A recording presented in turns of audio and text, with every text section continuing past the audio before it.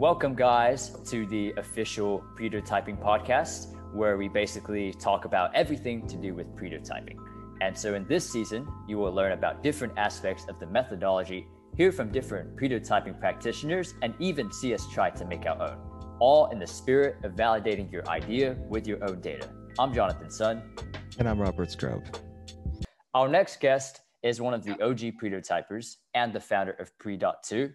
Founder famous for the various non-Alberto pretotyping tutorials he gave on YouTube.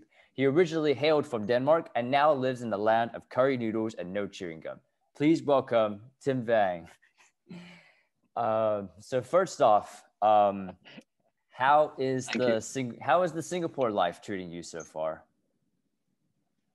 It's good. I mean, I've only been here since September, but first of all, thank you for inviting me to this podcast, and thank you for the warm introduction. Life is great out here. I always had it on my radar that I one day would love to go to Singapore. My wife had the same, and this being said, that none of us had been here, but we just heard so many great things about Singapore. It's interesting to be in a city, in a country, on an island that, I mean, has everything. It's lush green. I mean, as you can see behind me right now, I'm sitting in almost a jungle. So, I mean, 10, 15, 20 minutes from here, you have king cobras that are fighting and crocodiles, and 10, 15 minutes the other direction, you have a vibrant, shopping street. You have a harbor front. I mean, it's really nice. And weather, nice. It also rains here and there, but other than that, I really enjoy it. I've never been to Singapore myself, but no. I have a few family members living out in Hong Kong. I don't know how similar. I mean, I don't know if Hong Kong and Singapore are considered very similar territories, but I used to go down to Hong Kong quite a bit. Yeah. I've never been to Hong Kong. My wife has been both places and says, yeah, of course. I think also the situation in Hong Kong right now is a bit different.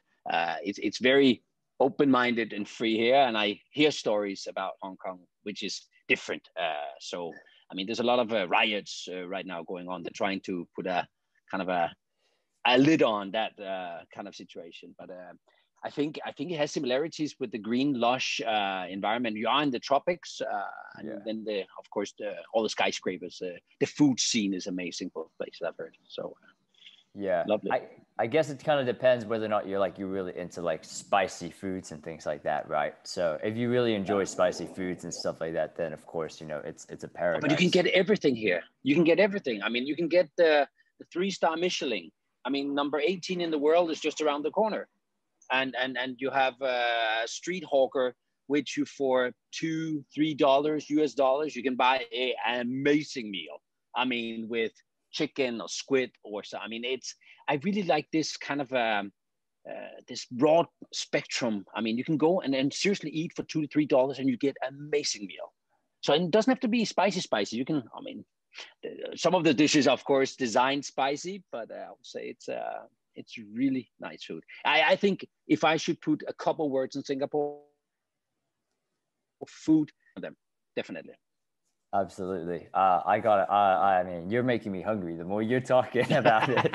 You just come out here. I'll treat you. I'll pamper you. So I definitely have to. With that being said, man, how did you get introduced to pretotyping? Yeah. In 2012, there's a group of Danish business people who are going to Google, one of these, bang their chest showing all their new tools and all what they can do. These two were sitting listening to all the presentations. So it was for a couple of days, but there was a 15-minute presentation that stood out for both of them. They didn't know each other, and both of them were like, wow. And of course, that was Alberto's presentation on pretotyping. Never heard about that before. And then they fly back, and these two gents are kind of sitting next to each other and saying, hey, what are you writing on? I'm writing on, okay, should be. I mean, and then I was contacted back in Denmark because I knew one of them. And he said, Tim, you need to hear about this new tool, this new mindset called pretotyping. I was like, pretotyping? Is that a spell or a typo? I mean, what is this? I fast found out it wasn't. And just by reading a bit about what Alberto was doing, etc. I mean, we fell in contact here, and I was invited over. to become trained by Alberto. I was there for 9 days.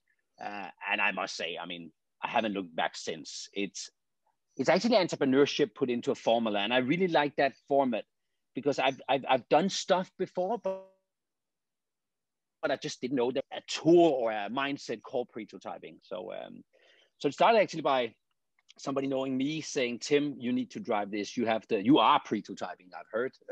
And I thank for that. Yeah, that's my introduction to pretotyping in 2012. Yeah, which is really interesting because I think Leslie Berry also got trained by Alberto as well. That was like 3 years later than you did. So actually, like, he trained you first. But yeah, it's interesting, like, you know, Alberto like directly training kind of like almost like the first generation of, you know, pretotyping consultants and practitioners. So how was that experience like? What was it like being trained by Alberto? I mean, you could imagine, you've seen his video online. He is, I mean, this is a big shout out to Alberto. He's a star in my world. I hope he hears this because I mean it from the heart. It was fantastic. I really like this no nonsense mathematical approach, or scientific approach even, to a problem, which normally when you say innovation is about who's the most innovative, who gets the most ideas. Yeah, but it's about testing it early. So he changed a lot of my perspectives on entrepreneurship. One of them, I've always been hearing from people I looked up to before saying, yeah, you just have to believe in yourself. No, because in 80% of the instances, it's just you wasting your time, your resources, your personal brand, your money. So I really think that Alberto, I mean, being so kind to show me what he has been thinking and working on at that stage and ever since, I owe him a lot. I mean, and he is a fantastic personality to be around. You can feel it. I mean, it's running in his veins. He is pretotyping. I mean, he's my guru for sure. Yeah. I would love to meet Alberto one day. I think that's something that I would love to do. Hopefully, you know, when the pandemic is up, I either get a chance to go visit the Bay Area again, and then, you know, go see him, or like even like God willing, you know, I'm able to invite him over to London someday. That'd be really, really really nice. I think you're doing the right stuff here with this podcast, and then endorsing pretotyping is a good way. I mean, don't rub his back in that sense. I mean, he's very pragmatic in a sense. So, I mean, have a purpose for this and just shaking hands. I mean, what do you want? Is there something to learn from this? I mean, Alberto is one of a kind. I really like his company. I was there last time.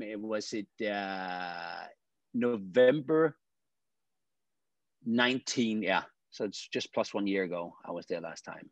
I mean, and again, you get his new insights, his new way. I mean, his book was out. I mean, which I hope people, of course, have read. It's Pretotype It. It's a fantastic book. It's really cool. Yeah. Wait, I thought you were talking about Pretotype It was his first book. Do you mean the second book after it? Write It. That's the next generation version of it. Yeah. Okay.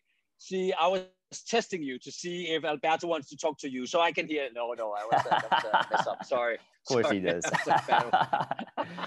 No. I'll send it across to him for sure. But this part, I mean, let's clip it out. Let's cut it.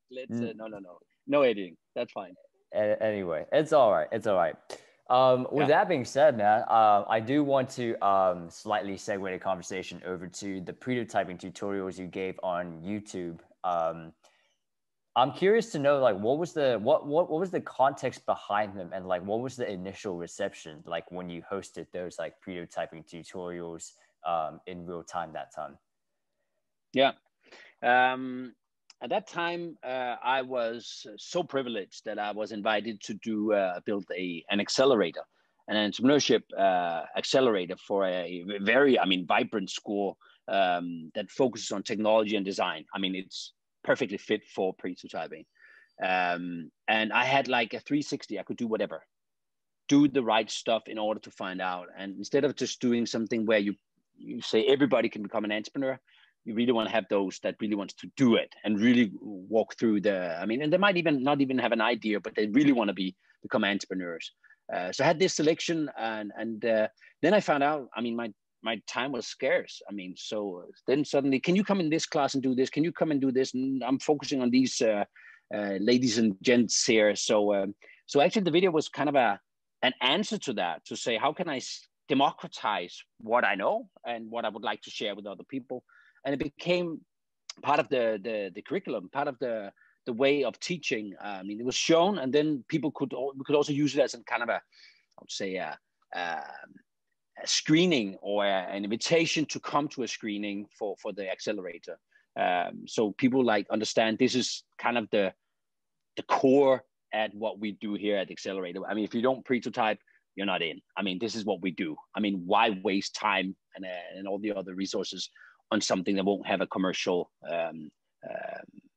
level, satisfaction level at the end? So I would say and those videos, suddenly I found out that others found them interesting. So it actually was made for the school.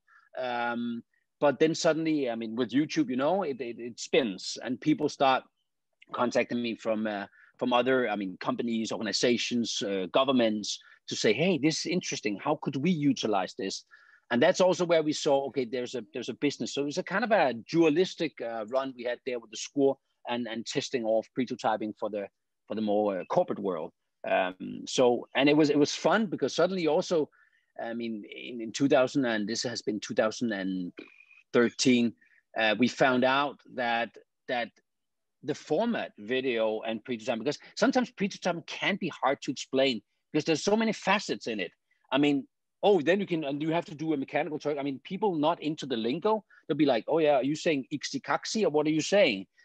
So I think that the videos was kind of also a proof that you can condensate the message and get it across to many people there. So I think that's but it was fun. And I mean, I still use video in some sense, but more like live sessions like we're having now. I love this, because then I can see your face, how you're reacting. You can't do that with a video. So that's cool. Yeah, exactly. And I think watching those videos, I think something that like inspired me, I think, was like just kind of like I think almost like your unique way of like presenting the concept of pretotyping, right? Because I think, so I ran a couple of workshops. I ran a couple of workshops and webinars like before like watching your your version of the video.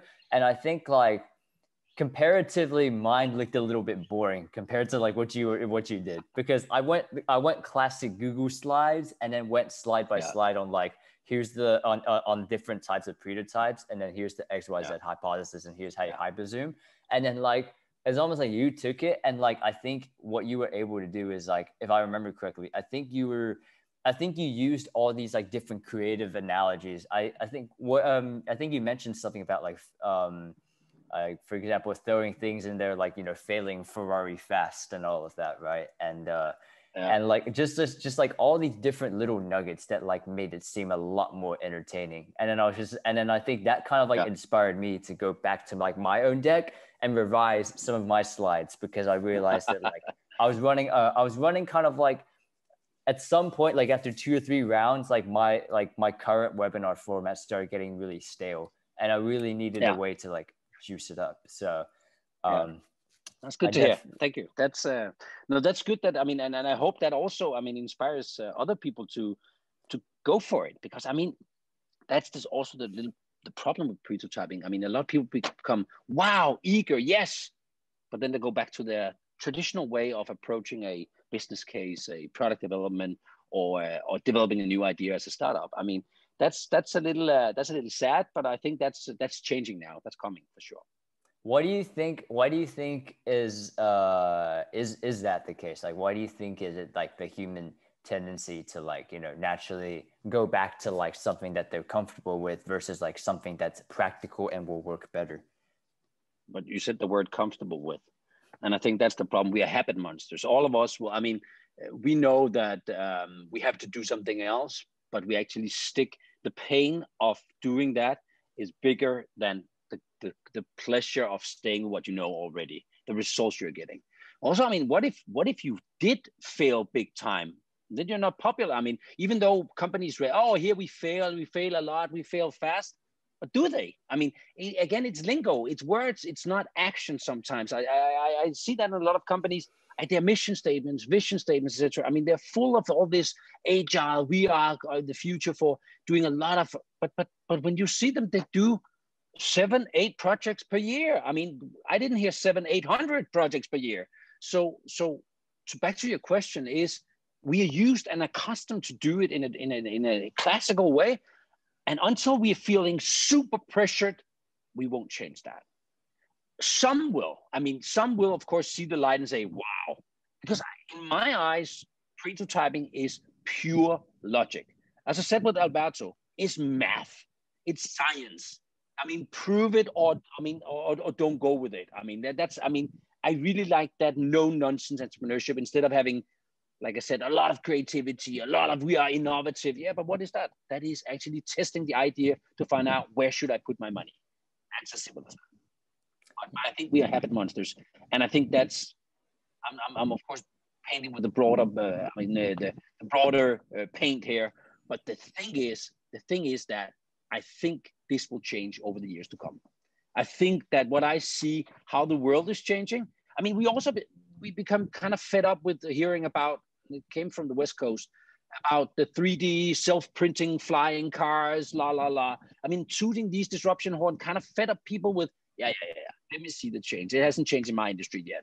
But we thought that in 2020, everybody will be flying around in cars that were 3D printed by themselves of a special material invented from a different planet. But we're not. I mean, look at us. So it's not just what we can, how the market reacts, because sometimes it's not logic what you're trying to when the market is reacting.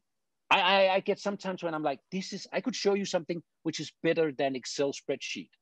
I could show you something that's 10 times better, but the market is, but we know Excel spreadsheet, how to send it, how to do it. But I could make you 10 times faster. Yeah, sounds good. I'll look at that later. No, you won't. So, and that's actually answering your question to the point. It's not about more efficiency becoming until we feel the pressure. And then I think we'll move. Yeah. I think it's all relatable to all of us, right? It's like, I think, for example, like if we do it on a more practical level, right? Like, I enjoy eating I enjoy eating cakes, right? I think cakes taste good.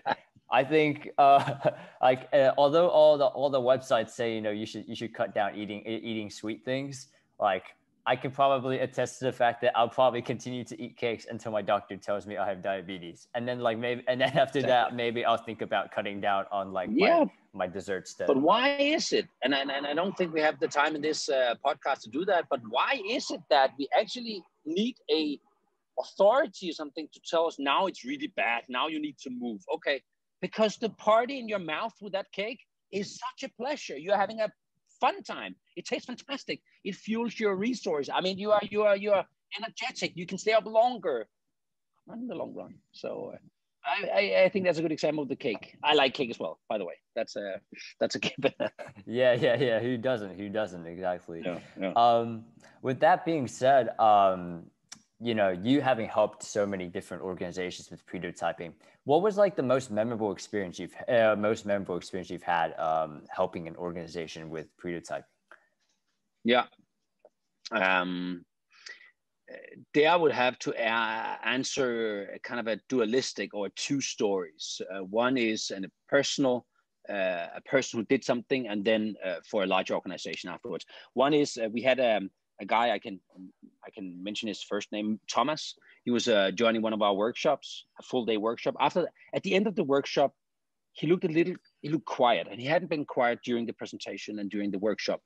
And suddenly he was quiet, just got up and left. And we were like, okay, I'm happy we're going to see him again in some weeks. And 2 weeks after, we met him, and we didn't know exactly what was happening. And he came in with his arms over his head and said, I just saw the light. I've been having this idea on my own for so long time, but I haven't known how to do it. I went straight back with the tools you gave me, Tim. I went straight back with the method you gave me, Tim. I went straight back and designed and created pretotypes and found out, and I can tell you the story ends very well. He's now living of it, that specific idea. So that fuels my heart and my brain to learn more, to democratize even more and share more about pretotyping. The other one, is the fourth largest company in the world. The CFO came to us. It's measured on a number of employees.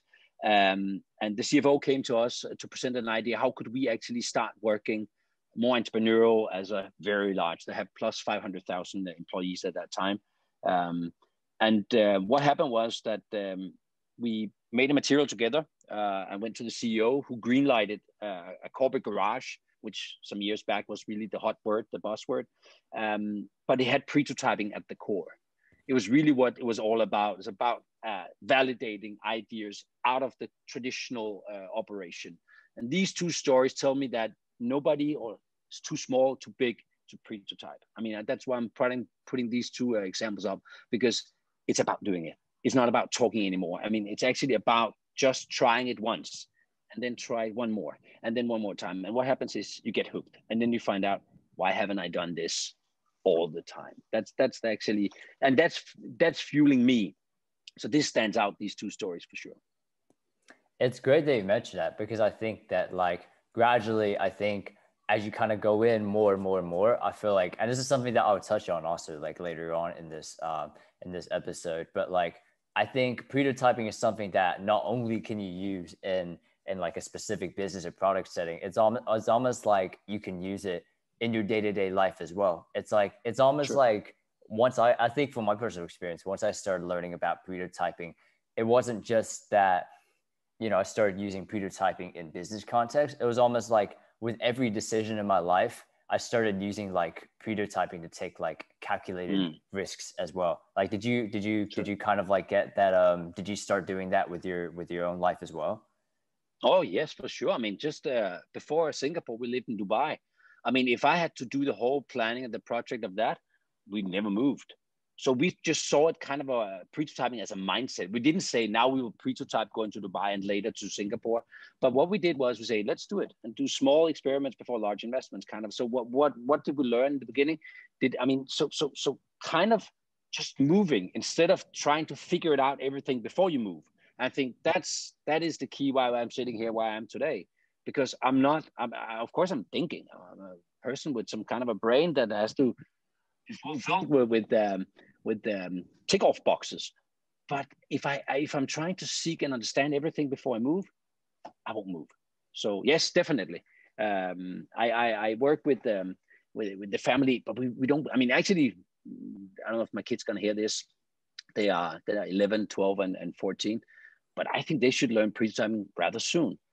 I mean, they had projects in the school where we kind of talked about it, but I really want them to understand this, because I think they can use them in a lot of aspects, also in school already now. So yes, for sure.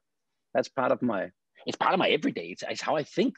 And I think that's also in the invitation to go to Google in 2012, November, was because I was thinking like this, but I didn't have the structure. So I couldn't tell others how to do it. But it really set my mind straight there for sure. Yeah, absolutely. And I think like now that you mentioned, about teaching your kids pretotyping, I think like if I had, and looking back, I think if I had known something, if I learned pretotyping, I think when I was younger, I think like Lord knows, what my life would be like today. I think, right. I think just, they could start it off with, a big variety of different things. Like, for example, if, I guess probably one big thing is like, for example, if you're younger and you're trying to make friends at school, right? It's almost like you could have a pretotyping mindset where it's like, okay, well, if I'm the pretotype is if I behave like myself, at least I can make friends with at least 15% of this class will be willing. XYZ hypothesis. At least 15% of this class would be willing to be my friend. At least 10% of girls in this class will talk to me, right? And so you just kind of like, and then you kind of just I like this thinking. Yeah, and you go on like 5 days worth of experiments. Yeah, but you actually again, you're putting into a formula. You're testing it. I mean, it might be that you end up at 14. Okay, that's better than 0. About thinking, what should I do one day, and I have to think out who's everybody before I move. I mean, no. Yeah.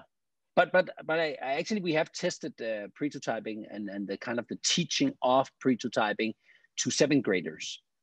And I must say, they picked up big time. I mean, some of the projects they did was was really interesting and really intriguing to see how kids are adapting to an agile mindset in that sense. They are agile in the beginning, but agile can also be going left, right, center all the time. But here they have a structure, but being agile, I really, really like to see I really like what I saw back then. That's some years back.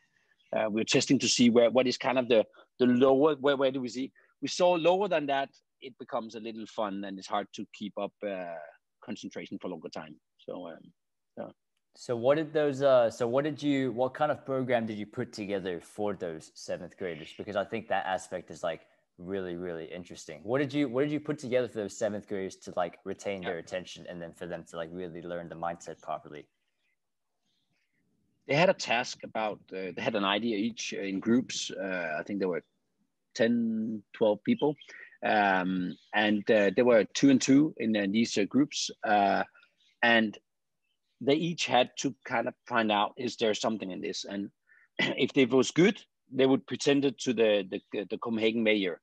And actually that proved to be not hard to give them the understanding. Of course, you have to do a little more, I wouldn't say funny faces and jokes and energy, but I mean, I use that a lot. I use, like you said in the video, in my video, I try to use a humoristic, not for the ha-ha of it, but a humoristic approach, because I think that sticks to the brain better. And the 7th grader, I was pretty impressed how long they can go on. Because if you tell the story about their idea instead of, oh, yeah, I've tested this with this and this company, you actually take their idea and you start fumbling with their idea and tell them about how could a mechanical Turk, fake door combination actually become something good for them. And then they saw it. And if they didn't see it, I think I would have lost. But they saw that. And that's what what not surprised me, but really ticked my box. Like, wow, they understand this. They really get it. And then they build with that. Wow. So that could be some of the elements in teaching 7th graders. Yeah. I feel like that's giving me like some inspiration to now go out and then see if I can find opportunities to find like real young secondary school students to, see if I can get a chance to, teach them pretotyping. I mean, now that you mentioned all of that, I think that'd be really, really cool to try. You do it. And you know what? It feels fantastic to do it. I mean, it's a fantastic way to actually, and what I had as a kind of just to give you a bit of layer more of insights on this, I told them that the teachers that was running this program going further, they had to also be educated first. So they knew what it was. So they could actually be the coaches kind of, because I couldn't stay on with the school, but the coaches then could actually understand what was this. So they could be, and so I think it's also about asking them to say, hey, take this seriously. I mean, this could actually do something. It could start some businesses. I mean, it could. Yeah. How speaking of like teaching people like pretotyping, I mean, like have you like do you find it, is it what's the right phrase to put it? Like is it challenging to teach people how to teach pretotyping properly? Because I don't know, like sometimes I think that like with a methodology like pretotyping, like sometimes you could like sometimes like I think there could more or less be a case of like a little bit of a telephone game kind of thing, where it's like you say something, but then it's like a little bit off from like what Alberto would say it, and then like in turn they would explain it to like somebody else, and then that would be a little bit off of like of like how you would say it, and then it's like gradually as the telephone game keeps going on, it's like the methodology kind of like morphs itself into something that's like the way it wasn't supposed to be. So like how do you kind of like combat that kind of almost like telephone game challenge when you're teaching others how to teach pretotyping? Yeah, my aim is not to like letter for letter, page by page in what Alberto is doing. I'm trying to condensate, saying what is really where we should start. Because actually, I mean, just taking Alberto's book, I think there's a 5-day workshop. At least you could unfold that to a 5-day workshop. But I really focus on getting it. First, the mindset. If they understand the mindset, why are you at all doing this? What is it? And if you get the why, I think it's easier to get the how after. And I think using cases, and also often cases which are not from their industry. provoke their mindset instead of just going to a bank sector and show them a bank pretotype, because then you just stick into that kind of sphere. And I think that limits the availability of options of how could you go subscription models, X, Y, Z. So of course you can lose some of it teaching others, then should teach it on. For me, it's not a definition game and there's a completely right or wrong. If you do something which is a new technique we haven't seen before, but it works because you are validating this in a pretended format, I love it. I mean, let's do it. I think that's the way to do it. Instead of trying to say, oh, you were right, and then you get, oh, you were wrong there, so you get a minus B instead. I mean, so I think it's very important to really give them the energy about this can change, and give them the picture of this can actually change something completely in your mind, in your way of executing. And by saying that, people, and if they buy it and they understand it, I think that's actually the most important part about teaching and giving workshops. The tools themselves afterwards, if they are hungry, they'll eat them with spoons. I mean, no problem. So it is the why, really get that clear. Then I think you are in a completely different situation. I love how you talk about like just the energy and spirit of pretotyping rather than like talking about the actual exact science and methodology behind it. I think that's like a really, really good approach to, I think, a really good approach and mentality you kind of like that you kind of give over there. And I think it's really, really important to get.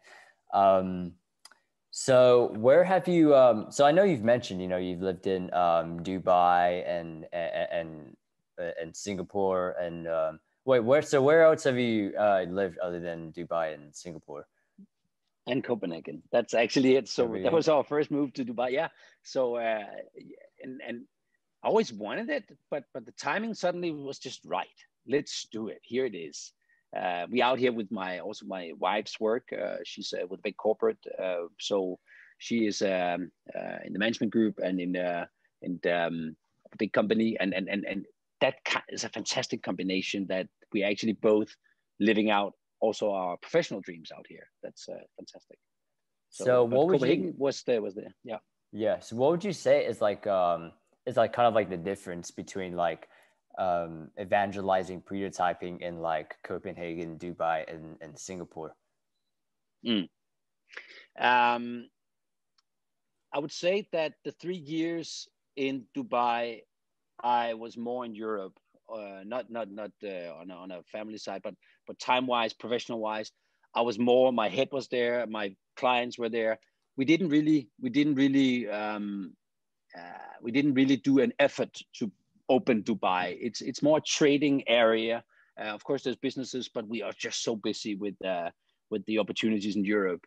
So I called the A380, the big plane. I called that the bus because I could fly to Copenhagen in 6 hours. So that was easy. I mean, it was really easy for me to timeline. Where now in Singapore we are 7 hours ahead of a lot of places, and in Europe 8 hours ahead of you right now. You're early. Yeah, pretty early, but I'll be okay. Yeah, sorry for that. That's fine. I would say it's too early for me to say how it is evangelizing in Singapore yet. But in Europe, I would say I really see a change. When I started in 2013, people were like, yeah, that sounds good, but they didn't really get that you need to do this. Today, I think people are recognizing in a completely different way and actually taking it in that this must be their way of executing. I really truly sense that, and I believe that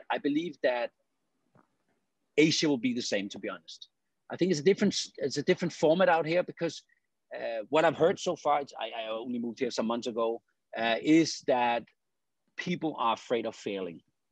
It's really part of the DNA out here that in Asia, you don't fail, but I can skip the word failing and say learning. I mean, wow, it's good we didn't do it that way with all the money. So small experiments before large investment, I think is going to be a unlocker here in Asia. So you do, instead of calling iteration based on a fail, you call it based on a learning or a key learning or a pickup or a key takeaway or whatever it will be. So I think that's going to be different. I sense there's a very vibrant business community out here, both startup wise and also on the corporate level. Also sense that if you get a hole into the market, you can get a big hole into the market. You can really take a big chunk. If you're really coming with the right deal, it's I think this is a fantastic market. And Singapore is the hub of the gateway into Asia. Not right now because of Corona, but when that opens up, I mean, Vietnam is a fantastic country. I would like to explore also, wise. I think they have that more in their DNA than I would say in the Middle East. It's not fair to say they're not they were not open there, but I just didn't use the time locally in Dubai and in the Middle East. I was doing a little in Saudi Arabia. I was doing something in India. I was doing something in countries around there. So yeah, I think particularly, I think if you get a chance, obviously post Corona, I think it'd be interesting to see how mainland China reacts to prototyping as well. I think because a lot of people talk about, I think, China being like a massive future entrepreneurial hotspot. And I think I've just like seen a couple of documentaries of like the scale of capital that they have over there, like the scale of resources they have to like kind of like put time and attention to something. It's like, if you're able to like, if you get in touch with like the right sorts of people, and like, assuming that they know English and they're open-minded enough, like use like the right methods out there, I reckon that like, I think pretotyping could get big in China with like the right people evangelizing it. I think it would be cool to see. It'll be cool to see if you're down to see if you try to get pretotyping around in mainland China. I fully agree, and I think it's not about whether pretotyping fits in or not. It's more about it's a different market to operate in. You have to. I mean, there's some different elements that has to be right before you can enter the Chinese market. But that said, of course, I mean, I'm going to test it. Of course, I mean, I'm going to pretotype. I'm going to do some campaign, and then you have to find out. I mean, it's not Facebook, it's not LinkedIn. What is it then? I mean, to kind of see, can I drive traffic? That's that. I always do that. So if I can't drive traffic, okay, I'll try again with another approach, and then see suddenly what could it be? Could it be? And I don't know this. Is it that you create a successful case, or is it that you work with the right company, or is it that the right people will help you open some? Is it a network? It's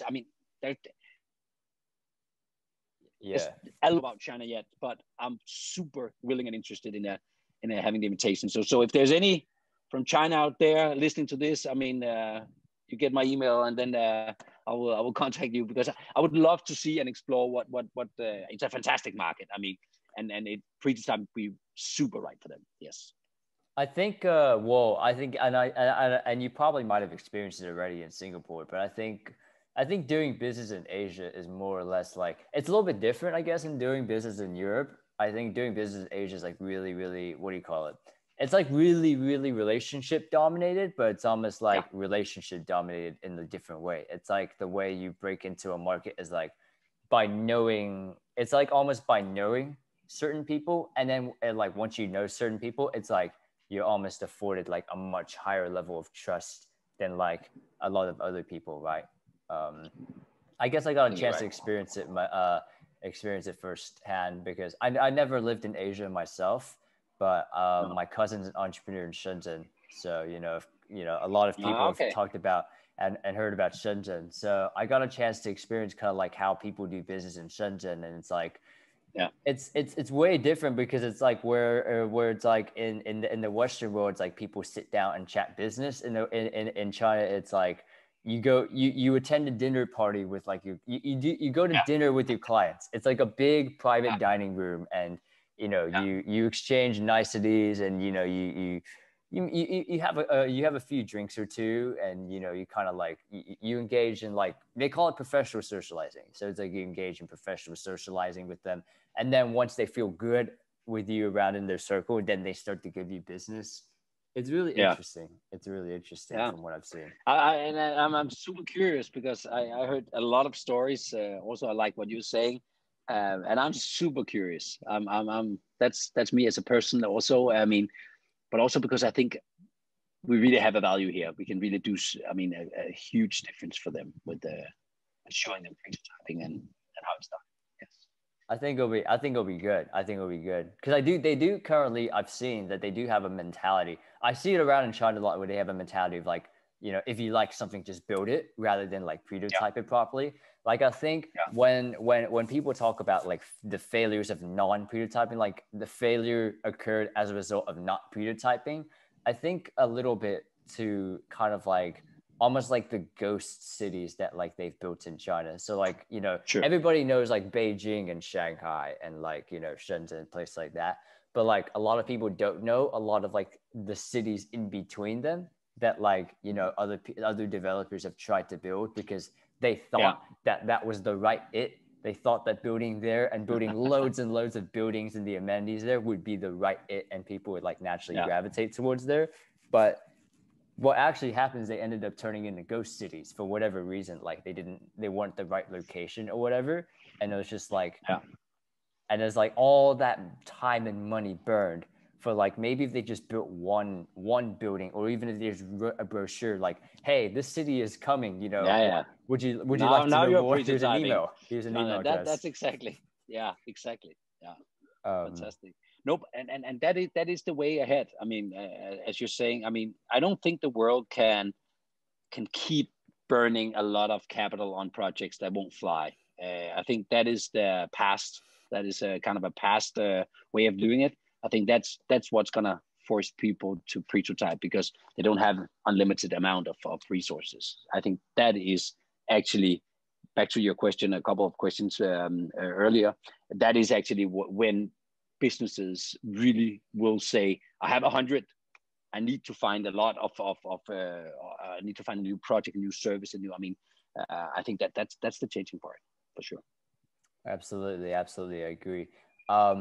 With that being said, my last question is, in your opinion, like where do you see pretotyping going? Like, what do you think needs to happen to pretotyping in order for it to become a much more dominant ideology in this world for doing business? I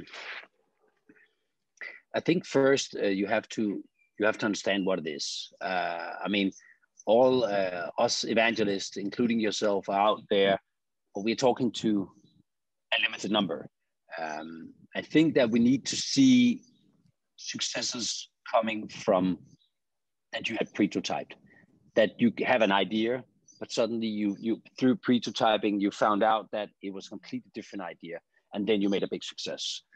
Some successful company coming out saying that, I think will really be like, what is Elon Musk doing? What is Jeff Bezos doing? I mean, if somebody really said this is the way we're doing it, and actually I think Amazon is doing it. I couldn't agree more to Jeff Bezos' success formula.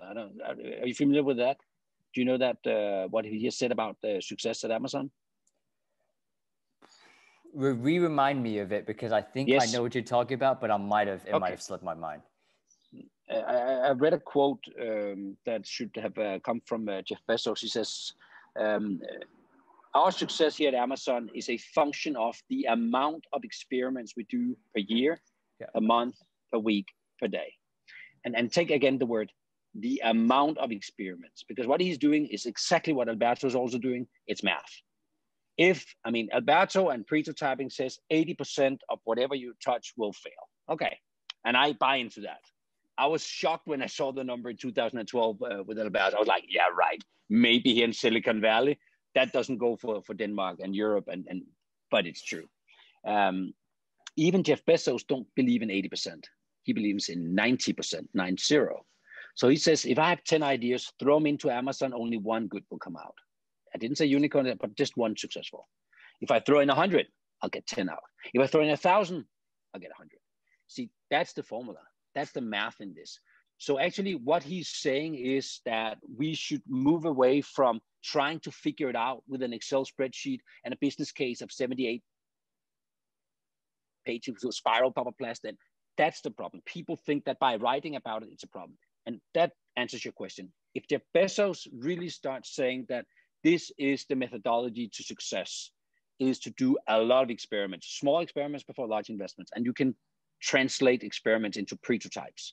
If I could do small pretotypes where I pretend towards the market and I get the real market conversion rate, well, because they think it's there, well, we have a completely different way of approaching success. Because doing a big project which fails in the end costs often millions. I mean, you can do something for $20, $100, thousands of dollars. You can do small experiments for some. I mean, seriously, we did something for a big client, actually a public institution for, let me convert that, $3.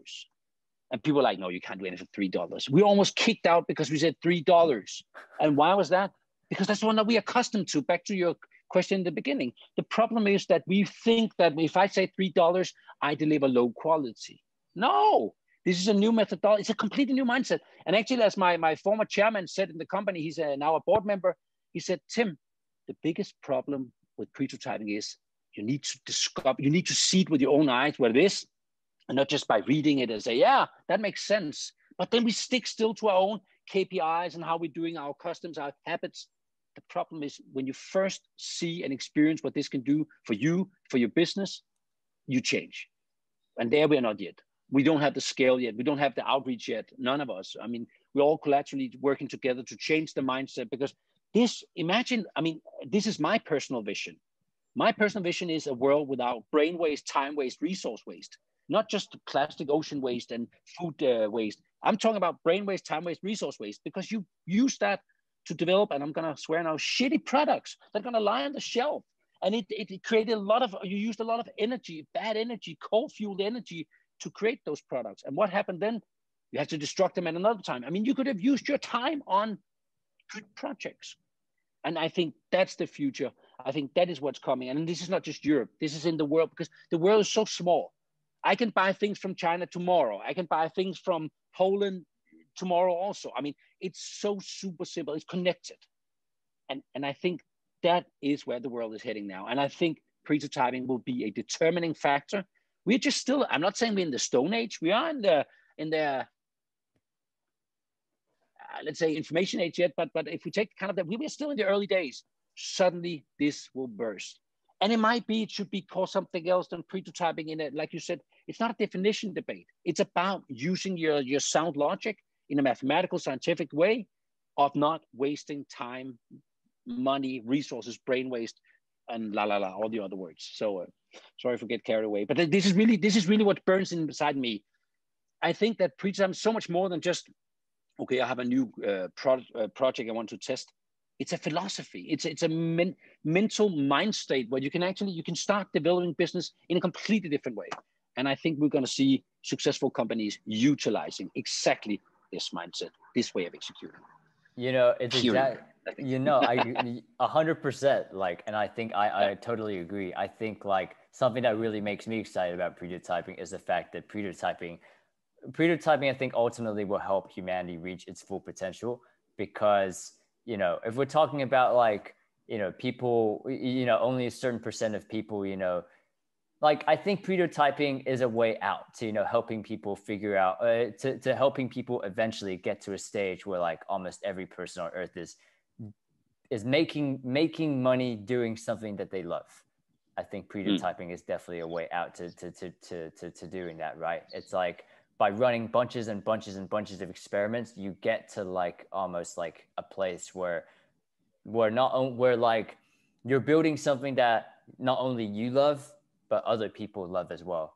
And it's almost like from a professional standpoint, it's like almost like that's nirvana for most people, that you're doing something that not only you love, but like the market really, really wants as well. At the end of the day, like, I think I would wager that the majority of people, that's all they would want for their professional lives.